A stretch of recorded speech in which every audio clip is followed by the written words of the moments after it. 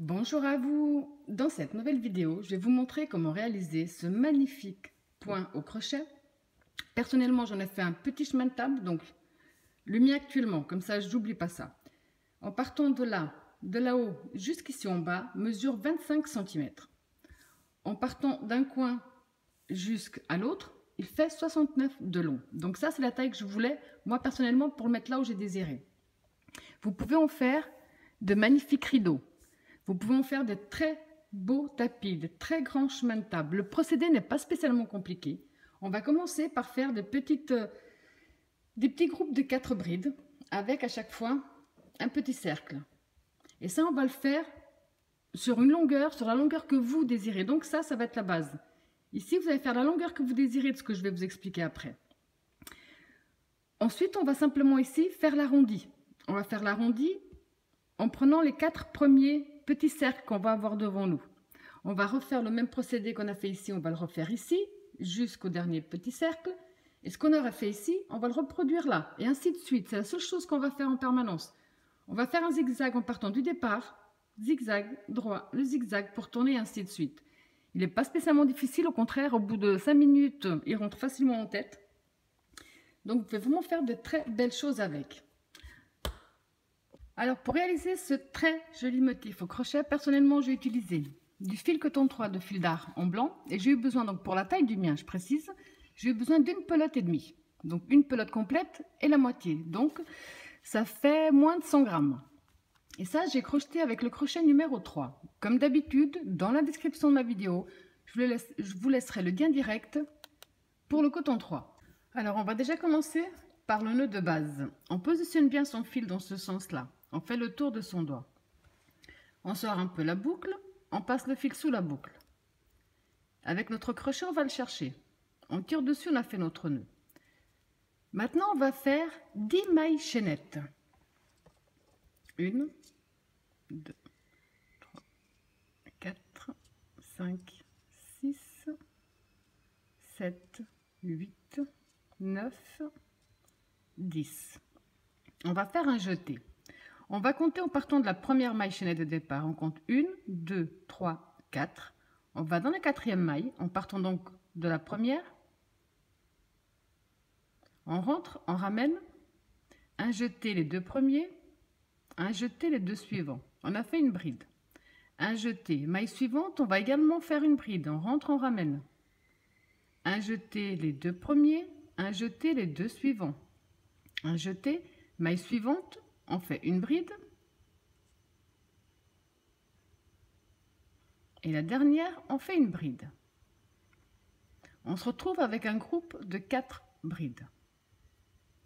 Le motif à répétition est très simple.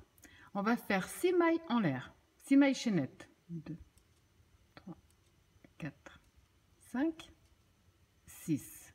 On tourne notre travail. On fait un jeté. On va faire une bride dans chaque bride. Donc on va dans notre première bride, dans la première maille de départ. On fait notre première bride. On va dans la suivante. On fait la deuxième. Dans la suivante, on fait la 3.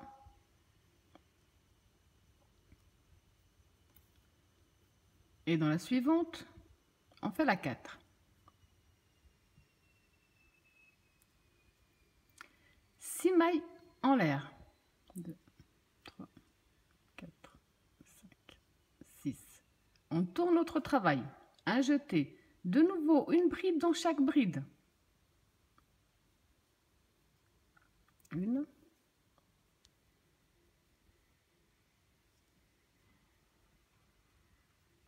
Deux.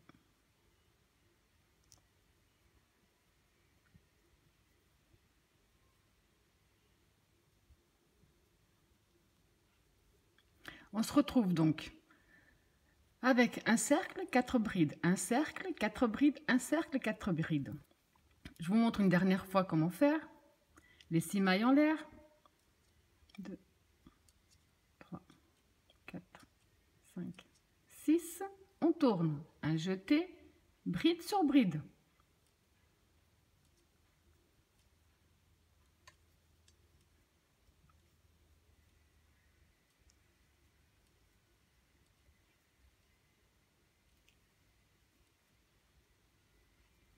Vous allez donc tout simplement répéter ce même procédé sur la longueur totale que vous désirez. La seule chose, c'est qu'à la fin, quand vous avez fait, donc en fonction de ce que vous allez réaliser, on doit avoir le même nombre de cercles d'un côté que de cercles de l'autre. C'est la seule chose qu'on doit faire attention. Quand vous avez répété le même procédé sur la longueur totale que vous désirez, comme je vous ai dit, on doit bien avoir le même nombre de petits cercles d'un côté que de l'autre. Donc moi, je les ai comptés, j'ai le même nombre. Encore un petit détail. Ici, les 4 premiers cercles vont disparaître puisqu'on va les unir ensemble. Donc, faites exactement la même chose, savoir si à ce stade-là, vous avez toujours la bonne longueur que vous désirez, enfin la bonne largeur. Il faut simplement compter que ces 4-là, ils ne vont pas se trouver dans ce sens-là, mais ils vont faire l'arrondi. Donc à ce stade-là, vérifiez que en couchant ces 4 premiers, vous avez toujours la largeur que vous désirez. Sinon, vous rajoutez simplement des petits cercles.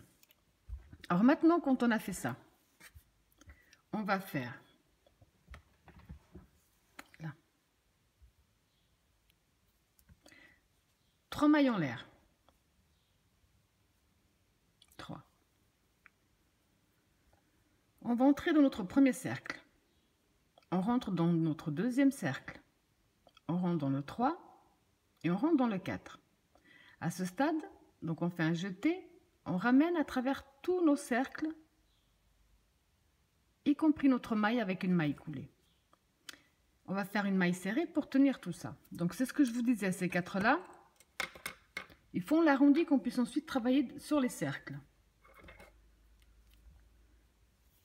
On va faire 1, 2, 3. On va tourner. On va de nouveau travailler bride sur bride, ça ne changera pas. Donc on va dans la première bride, on fait la bride. Donc une bride dans chaque bride.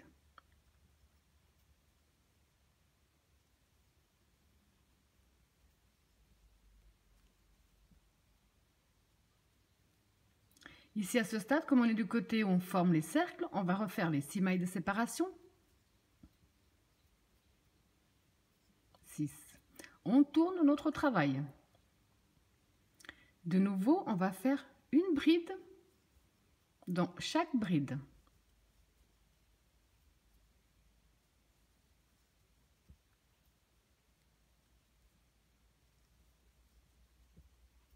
Quand on est à ce stade, donc je positionne bien de cette façon-là, on va faire 3 mailles de séparation. 3. On va aller ici dans notre prochain cercle qui est libre, devant nous. On rentre, on ramène et on ferme avec une maille coulée. On va refaire les 3 mailles. 1, 2, 3. On tourne à nouveau notre travail. De nouveau, on va travailler une bride dans chaque bride.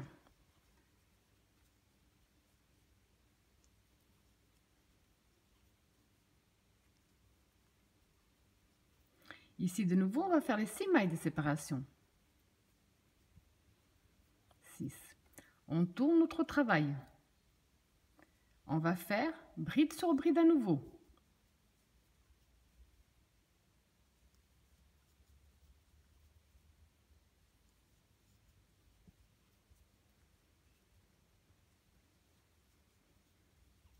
À ce stade-là, quand on est de nouveau du côté pour unir les cercles, on va faire les 3 mailles de séparation. On va dans notre prochain cercle de libre. On rentre, on ramène. On fait une maille coulée. De nouveau, 1, 2, 3. On tourne notre travail.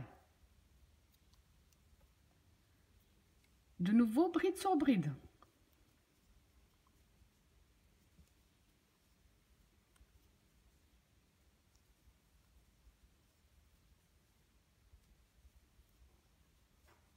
Les 6 mailles de séparation. 6. On tourne. Bride sur bride.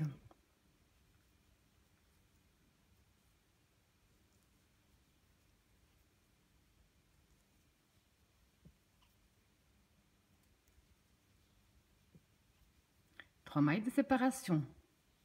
On va dans notre prochain cercle de libre. On rentre, on ramène avec une maille coulée.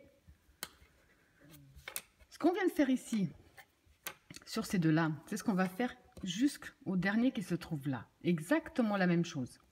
Je vous montre une toute dernière fois. Là. On va faire les 3 mailles de séparation. On va tourner notre travail. On va les faire bride sur bride.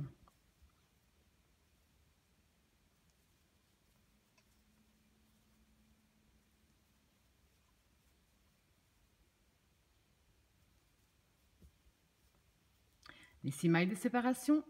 2, 3, 5, 6. On tourne. Bride sur bride.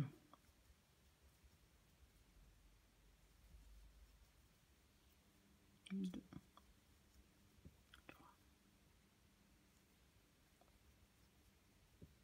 4. Quand on est à ce stade, on fait 1, 2, 3.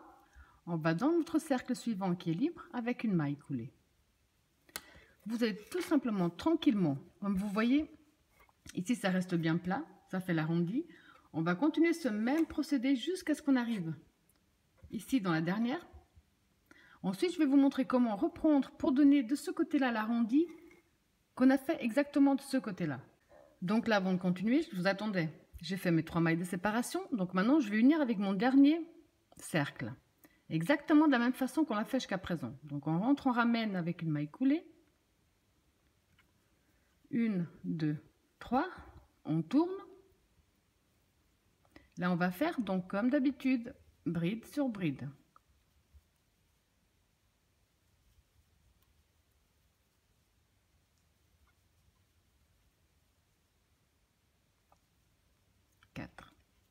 Donc ici à ce stade, je vais essayer de montrer de cette façon-là.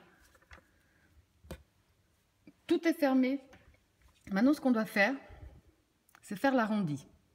Donc, quand vous avez tout bien fermé jusqu'au dernier petit cercle, je vais me remettre à l'endroit, sinon ça ne va pas le faire. Voilà. Donc, dans ce sens-là. Maintenant, ce qu'on va faire, pour faire l'arrondi et pas que ça ondule, on va faire nos 6 mailles de séparation, comme on l'a fait jusqu'à présent. 2, 3, 4, 5, 6. On tourne notre travail. On refait bride sur bride, ça ne change pas.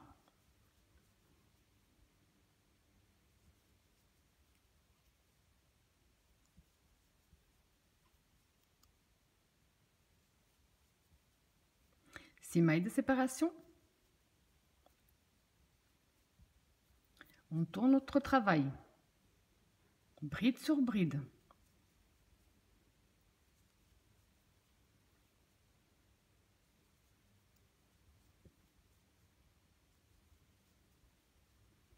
Six mailles de séparation.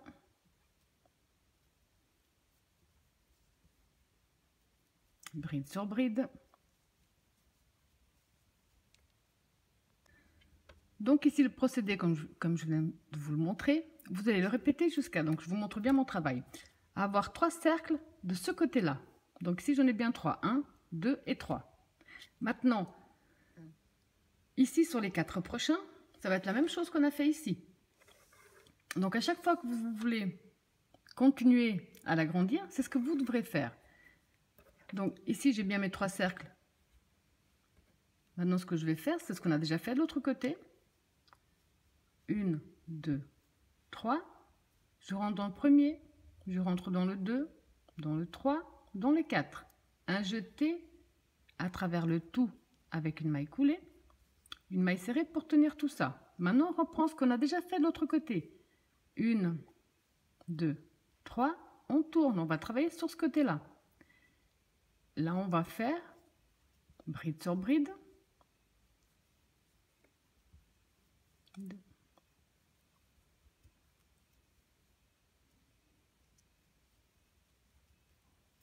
Les 6 mailles de séparation.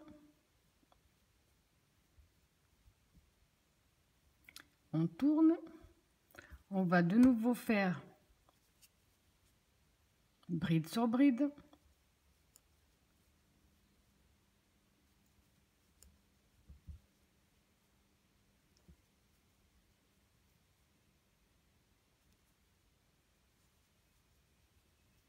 Là, on se retrouve, comme tout à l'heure, du côté des petits cercles qui sont vides. Donc, on va faire nos 3 mailles de séparation et la maille coulée.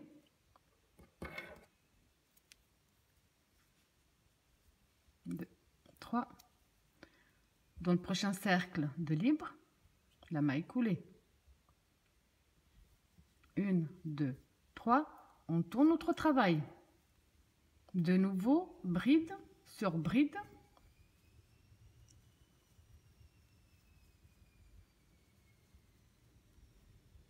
3, 4. À ce stade, on fait les 6 mailles de séparation. 5, 6. On tourne à nouveau notre travail. De nouveau, bride sur bride, ça ne change pas. 2, 3. Donc ici à nouveau, on va faire les 3 mailles de séparation. Dans le prochain espace, cercle de libre, la maille coulée. 2, 3. On va tourner. On va continuer bride sur bride comme on l'a fait jusqu'à présent.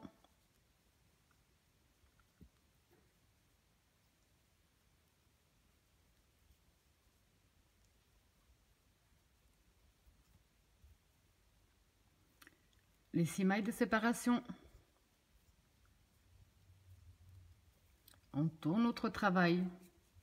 De nouveau, bride sur bride.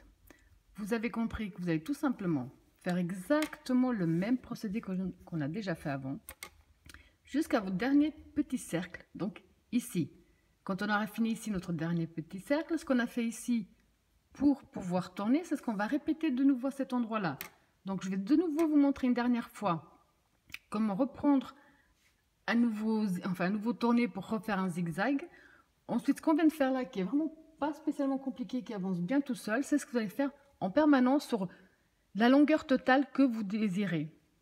Donc ici, pour avancer un petit peu, parce que je pense que vous avez tous et toutes bien compris le procédé, après avoir de nouveau uni le dernier cercle, j'ai refait simplement ce qu'on a fait jusqu'à présent pour faire les petits cercles sur les côtés. Et du moment où j'ai 3 de ce côté-là, donc on voit bien ici mes 3, on va reprendre la même chose, ce qu'on a déjà fait là et ce qu'on a fait là également. Ça veut dire qu'on va faire nos 3 mailles de séparation. On rentre dans le premier, dans le 2, dans le 3, dans le 4. Un jeté à travers le tout en même temps. Une maille serrée pour tenir tout ça. 1, 2, 3. On tourne. On va travailler bride sur bride.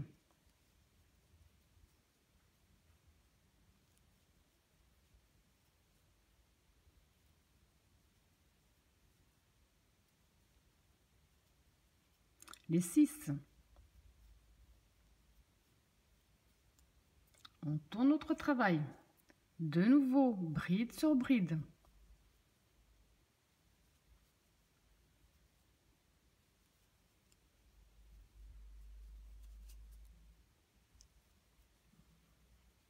Comme je vous l'ai dit tout à l'heure, du moment où on se retrouve, donc là on a refait l'arrondi. Du moment où on se retrouve du côté des petits cercles, on va faire les 3 mailles de séparation et la maille coulée.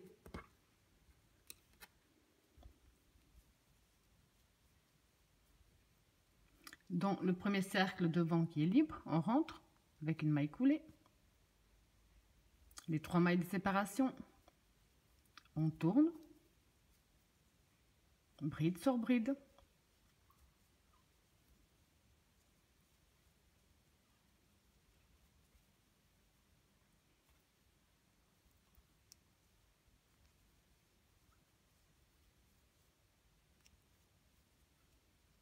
Les 6, on tourne, bride sur bride.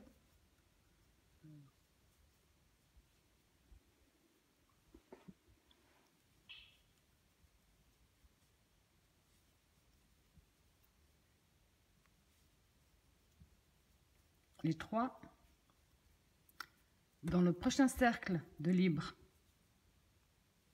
la maille coulée. Vous avez compris qu'à partir de maintenant, c'est tout ce qu'on va faire, c'est répéter tous ces tours. Là, je vous montre déjà le résultat à ce stade-là. Donc maintenant, vous allez refaire exactement la même chose jusqu'à notre dernier cercle. Parce que là, on ne va pas les travailler. Ensuite, vous allez reprendre, comme je vous ai montré, les augmentations. On va appeler ça des augmentations pour pouvoir revenir et refaire de nouveau l'arrondi ici. Donc à partir de maintenant, je vous laisse faire le nombre de tours que vous désirez en fonction de ce que vous avez décidé de faire. Alors quand vous avez répété ce même procédé, le nombre de tours que vous désirez, ça vous donne ce magnifique résultat. Quand vous avez donc terminé, ici j'ai fini, là, j'ai fait la dernière union des deux, mes 3 mailles de séparation, mes brides sur brides. Et là, on va simplement, pour terminer, faire une maille en l'air de plus, couper notre fil et tirer dessus. À ce stade, il ne reste plus qu'à cacher les fils de fin et de départ.